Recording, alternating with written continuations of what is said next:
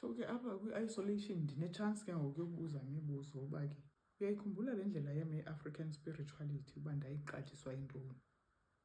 Kukuvuleka kweportal yokufika kwesithembu in my marriage. Andi-ashore uba that is dealt with.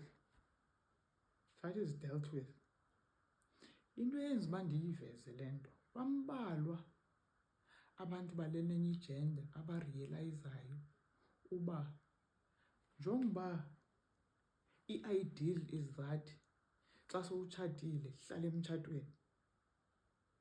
Ngokuphuma uye ngaphandle, you are opening i-portal for the wife ezamthatha iminyaka to close. But ayizuafektha wena mvuli we-back door kuba wena kuziwe kuwe, but funeke kususwe lo oyi-competitor ongazazi noba uyi-competitor. Ndiqonda uba kukho iportal, so iwari yam ibisitsho uba kukho iportal ibivuliwe apha. Sendisenza yonke nje le nto ndiqonda uba ndavulelwa iportal ndingazi.